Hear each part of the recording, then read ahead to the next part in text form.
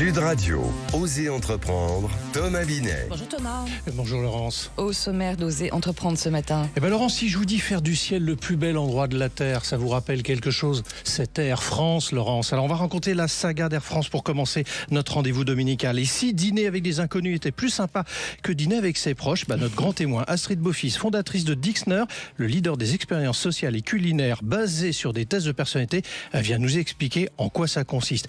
Et puis je vous propose de terminer avec un conseil. Est-ce qu'une entreprise doit avoir recours à l'externalisation de certaines de ses fonctions? Voilà, puis on commence, comme vous venez de le dire, avec la saga de la semaine. Thomas, en partenariat avec le magazine Entreprendre.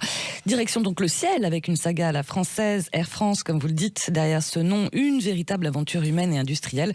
Alors Thomas, ça a commencé comment en fait? Ça commence en 1909. La compagnie générale transaérienne propose des promenades en dirigeable ou en hydravion. Imaginez un peu le parcours. Et puis après la Première Guerre mondiale, c'est l'effervescence. Des lignes s'ouvrent vers l'Espagne, l'Afrique, jusqu'en Asie. Mais à l'époque, c'est une autre ambiance. On voyage sur des sièges en osier, dans des avions qui sentent l'huile de ricin, et il faut du courage. Passagers comme pilotes partagent une véritable aventure. Ouais, forcément, on est loin du confort d'aujourd'hui. Alors, à quel moment Air France voit-elle le jour? Le 30 août 1933. Sous l'impulsion du ministre de l'Air, 5 compagnies françaises fusionnent. Et lors d'une conférence de presse, un journaliste a cette idée toute simple. Pourquoi pas Air France? Le nom est adopté dans la foulée, le logo également, un cheval ailé surnommé la crevette par les équipages. Et en quelques années, la compagnie s'impose et devient l'un des plus grands réseaux aériens au monde, jusqu'à transporter plus de 100 000 passagers dès 1938. Voilà, puis arrive forcément la Seconde Guerre mondiale. Comment Air France va-t-elle traverser toute cette période?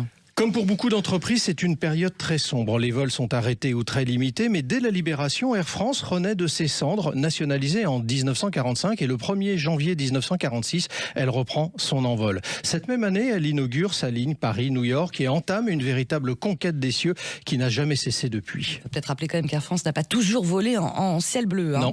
C'est ça, absolument. Après avoir connu son âge d'or dans les avions à réaction comme la Caravelle ou le légendaire Concorde, la compagnie traverse de très hautes turbulences dans les années 90. En difficulté financière, elle frôle même la faillite et doit être recapitalisée par l'État français. Mais Air France va redresser la barre et renaître de ses cendres grâce notamment à une fusion historique en 2004 avec la compagnie néerlandaise KLM, formant un géant du ciel européen. L'arrivée de Ben Smith comme PDG va donner un nouvel élan à la compagnie. Aujourd'hui, Air France KLM est toujours le leader européen. Allez, on passe à votre témoin de la semaine, Thomas. Nous sommes avec Astrid Beaufils, fondatrice de Dixner, qui a été créée en 2023.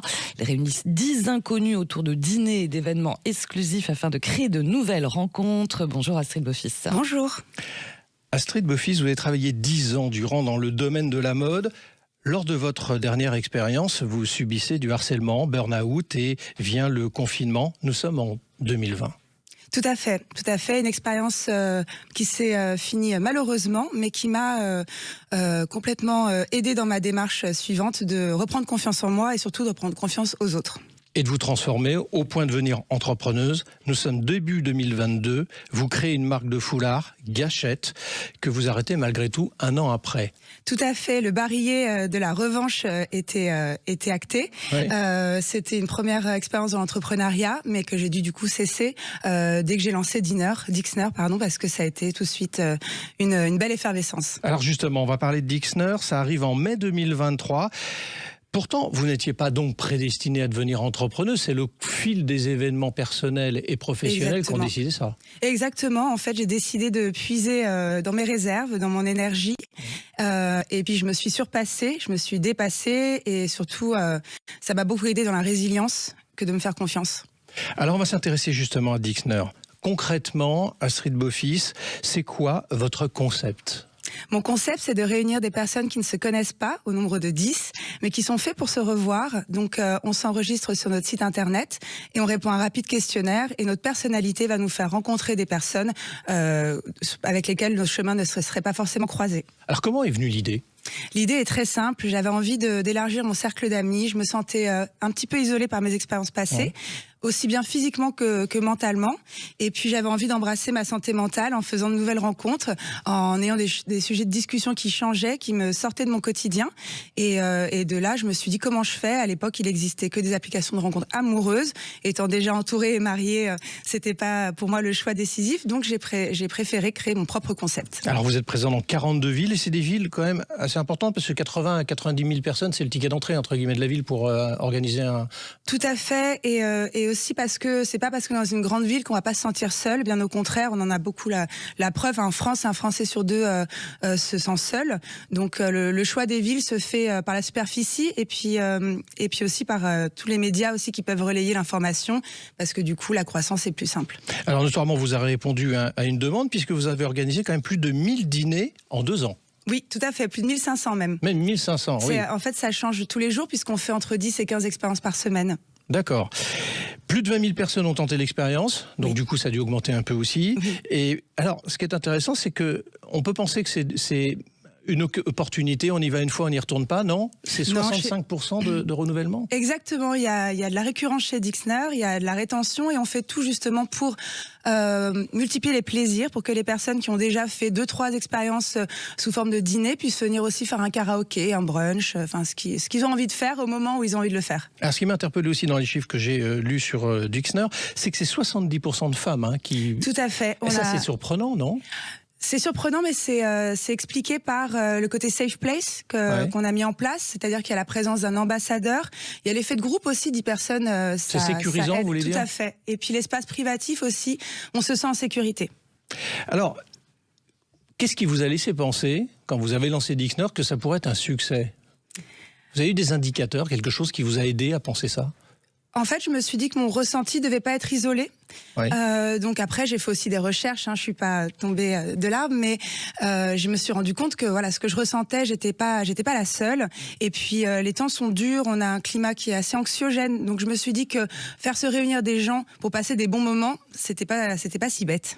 Alors vous vous présentez comme le leader des expériences matchées. C'est votre slogan.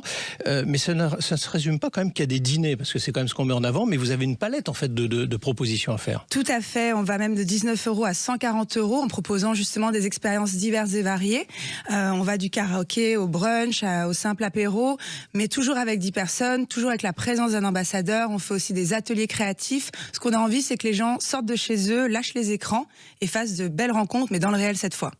Mais c'est pas forcément pour trouver l'âme sœur, c'est ce que vous dites. Tout à fait. C'est pas pour trouver l'âme sœur, c'est pas ce qu'on propose. En revanche, évidemment, ça arrive parce qu'on est dans un endroit assez sain. Les discussions sont générées par l'envie de faire connaissance. Donc on est nous-mêmes. Il n'y a pas de photos à l'entrée, on n'est pas swipé, c'est du réel.